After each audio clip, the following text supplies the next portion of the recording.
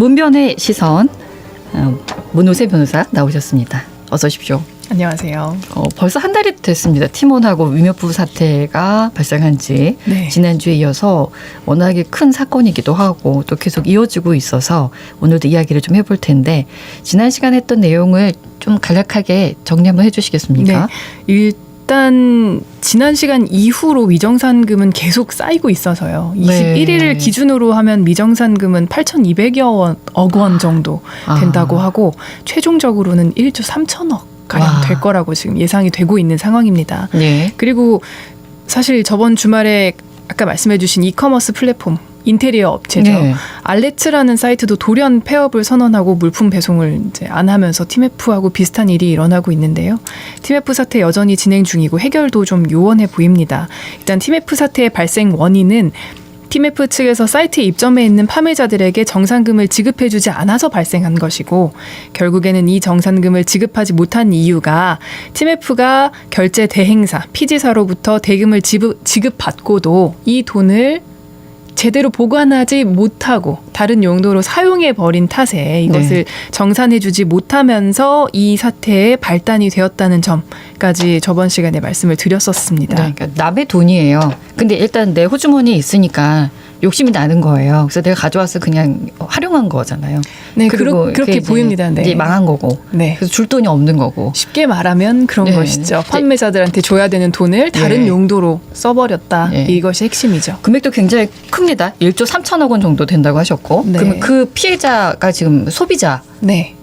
그리고 또 판매자. 네. 이 두 부류에서 나오는 지금 손해가 1조 3천억 원입니까? 네, 요 피해 금액을 합치면 일단은 미정산금이거든요. 네. 미정산금의 합계가 1조 3천억이라고 하니까 미정산금이라는 것은 결국 판매자들한테 정산해줘야 되는 돈이거든요. 어떡합니까? 판매자들이 돌려받지 못한 돈이 그 정도 될 거다라고 예상이 되고 있는 것이죠. 그래서 지금 소비자 입장에서는 그러니까 내가 지금 환불 받을 수 있는 거냐, 네, 받을 수 있다면 어떻게 받을 수 있냐 이게 가장 관점일 것 같거든요. 네, 맞아요.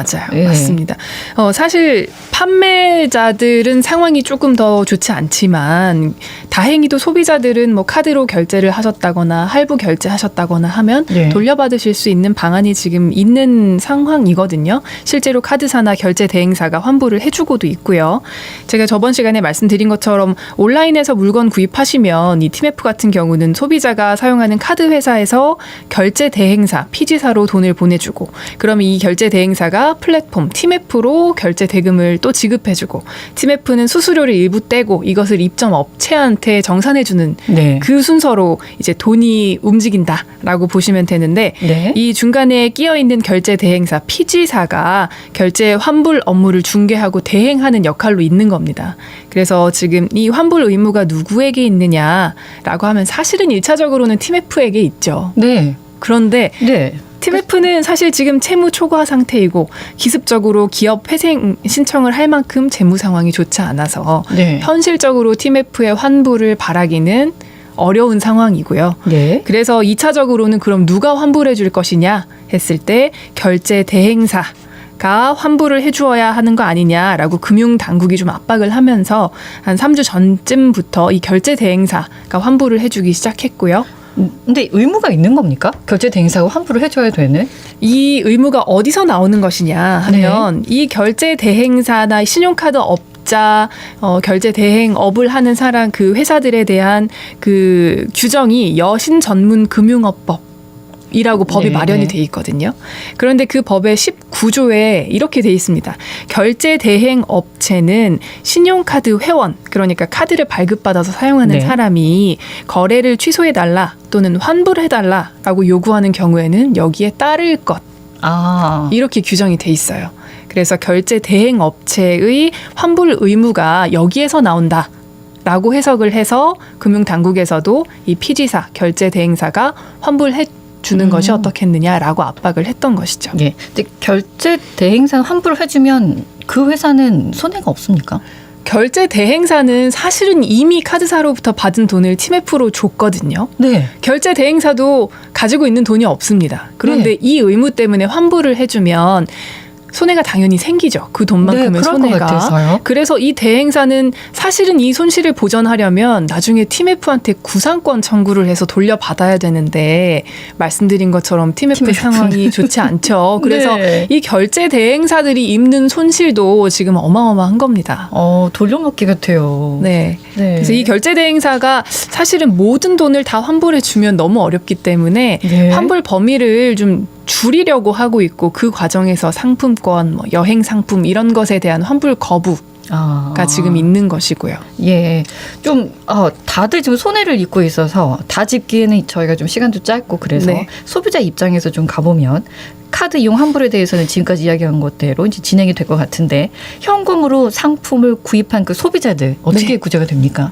사실 이분들은 카드로 구입한 분들에 비해서 아주 막막한 상황입니다. 현금으로 결제를 했다고 하면 이분들은 결국은 TMF가 돌려주기 전까지는 이 돈을 받을 수 있는 방법이 사실상 없습니다. 결제 대행사가 없으니까요. 네, 그렇죠. 중간에 개입돼 있는 것이 없고 바로 계좌이체를 했기 때문에요. 만약에 이 계좌이체를 할 때 에스크로 방식이라고 해서 중간에 돈을 조금 가지고 있다가 안전하게 이 결제를 해주는 시스템이 이용이 돼서 그걸 이용하셨다라고 하면 그 돈을 내가 승인해주지 않으면 TMF한테 주지 않거든요. 네. 내가 물건을 받기 전에는. 네. 그런데 이제 그런 것이 아니고 지금 그냥 계좌이체로 거래를 하신 분들은 아무리 돈을 많이 보냈어도 아이고. 돌려받지 못하는 상황입니다. 안타깝네요. 좀 전에 말씀해 주셨어요. 카드 결제를 했다고 하더라도 상품권이나 여행 상품은 환불에 좀 어려움이 있다고. 아마도 네. 금액도 크고 그래서 거부를 한 것 같은데요. 그렇죠. 사실은 가장 금액이 큰 게 상품권 그리고 네, 여행 상품이거든요. 상품. 네. 상품권 같은 경우는 우리 도서 상품권 같은 것도 뭐 백화점 상품권도 네. 금액 부분 긁어보시면 무슨 번호가 나오거든요. 맞아요. 온라인에서 쓸 수 있는 번호예요. 이제 우리가 그걸 핀 번호라고 부르는데 네. 상품권을 구매하셨는데 종이 상품권도 못 받았고 이 핀 번호도 따로 전달받은 거 없다. 그러면 환불 받으실 수 있거든요. 그런데 만약에 종이 상품권 배송은 받았는데 아직 사용은 안 했다. 네, 네. 그럼 당연히 이걸 물건을 받았기 때문에 환불 조금 어려우시고요. 그리고 이런 분들이 있어요. 종이 상품권을 받지는 않았는데 온라인 사용용 그 번호를 미리 받으신 분들이 있거든요. 그러면 그분들도 환불이 좀 어렵습니다. 결제 대행사에서 일단 사용할 수 있는 번호를 받았기 때문에 사용하지 않은 것은 소비자의 사정이고 우리는 배송이 완료된 것으로 보아서 환불은 못 해준다. 라는 입장입니다. 현재로서는 방법이 좀 없고. 네. 여행 상품 같은 경우 이제 소비자 입장에서 나 아직 여행 안 갔는데 왜 안 해줘? 나 금액도 너무 큰데 억울하잖아. 네. 이럴 텐데 왜 이거는 환불이 어렵습니까? 이게 지금 가장 법적으로 해석의 갈등, 그러니까 다툼이 있는 부분이거든요. 네. 근데 여러분들 온라인으로 여행 상품 구입하시면 그런 문구도 있잖아요. 출발 확정은 아님. 있어요. 일정 미정 이런 식으로 돼 있는데 일단 결제하시고 필요한 수만큼의 여행객이 모이면 그 여행이 확정되잖아요. 네. 그래서 처음에는 미정인 상태로 이제 그 상품권 여행 상품의 결제를 하신단 말이에요. 네. 그런데 이 결제 대행사들이 어떻게 보고 있느냐? 그런 상품을 구입한 다음에 그 상태에 멈춰 있으면 미정 상태에 멈춰 있으면 환불의 가능성이 있겠지만 여행 상품이 확정됐다. 출발 일정, 여행 일정 같은 것이 모두 구체화됐다. 그러면 이것은 여행 상품에 대한 용역을 제공받은 것이기 때문에 그 다음부터는 여행사에서 환불을 해줘야 하는 일이지 결제 대행사가 환불해 줄 일은 아니다. 네. 라고 하고 있어요. 여행사로 이제 미뤘군요. 네. 그럼 여행사 반응은 어때요?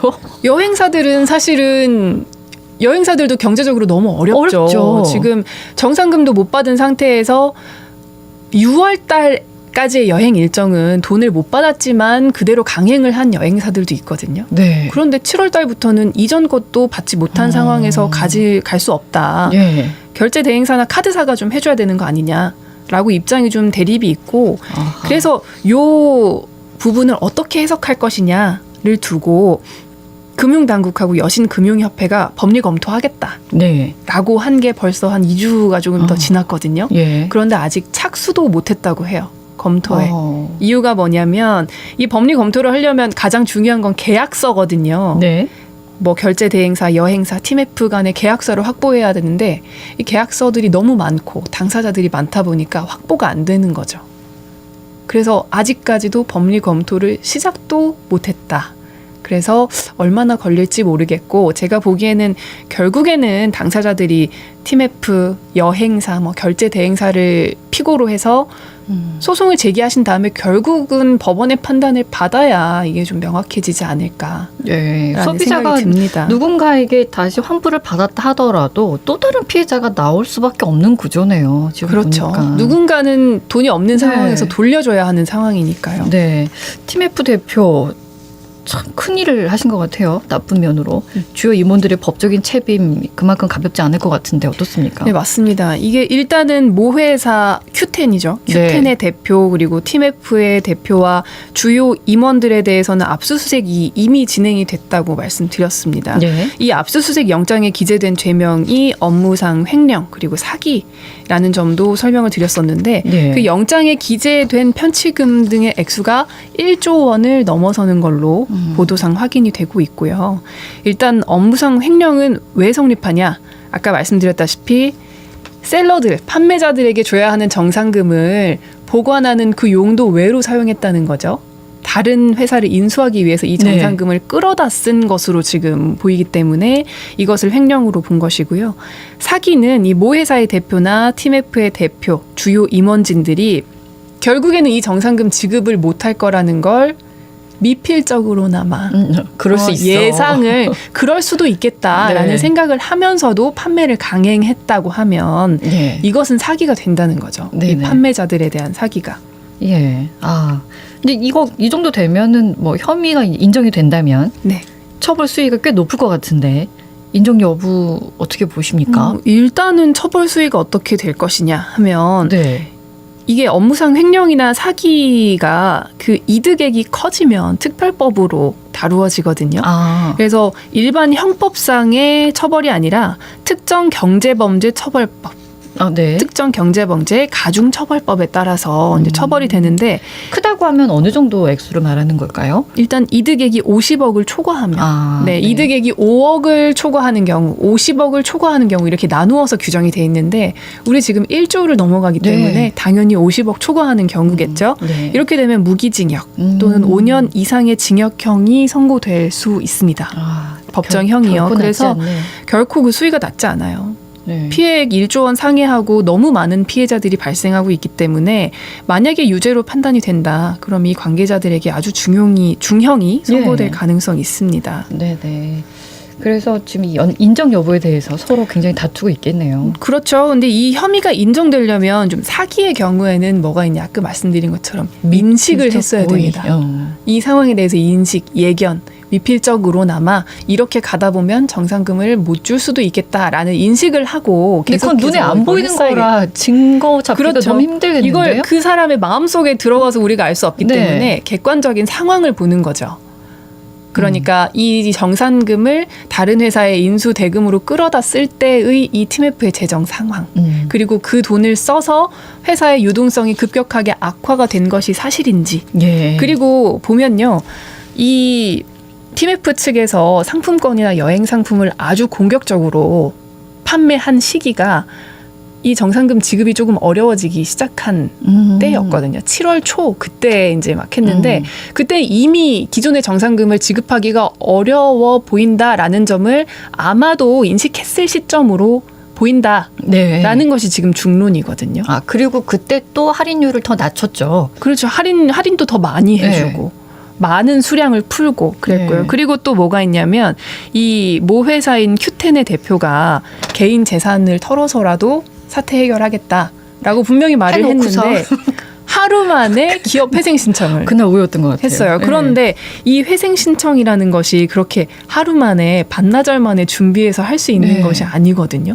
적어도 1, 2주 정도는 걸리는데 너무 뻔뻔하네요. 그러면 그 회생 많은 신청을 피해자들이 그렇죠. 있는데. 그 전부터 이런 상황을 예견하고 준비를 해온 것이 아니냐라고 우리가 좀 엿볼 수 있는 대목이잖아요. 알겠습니다. 이번 사태 통해서 지금 법률 전문가시니까 소비자께 네. 당부의 말씀을 좀 해주십시오. 사실 이번 사태가 소비자가 뭐 부주의하게 물건을 구매해서 아니에요. 사이트를 잘못 골라서 이런 거 절대 아니에요. 아니잖아요. 네. 이런 대규모 회사에서 이런 일이 발생할 거라고는 아무도 예상하지 못했기 때문에 사실 어떤 사이트에서 이런 일이 일어날까요? 알 수 있는 방법은 현실적으로 없죠. 다만 네. 결제하는 방식에 있어서 좀 우리가 조금 더 안전하게 할 수 있는 방식을 보면 지금 환불돼가는 과정을 보시면 거기서 힌트를 얻으실 수 있어요. 카드 쓸까요, 이제? 카드 쓰시는 게 낫겠죠. 네. 보시면 현금은 조금 더 어려우니까요. 네. 그래서 카드 결제를 하는 것이 조금 더 유리할 것 같고요. 그리고 20만 원 이상 그 금액이 큰 걸 결제하실 때는 3개월 이상 할부로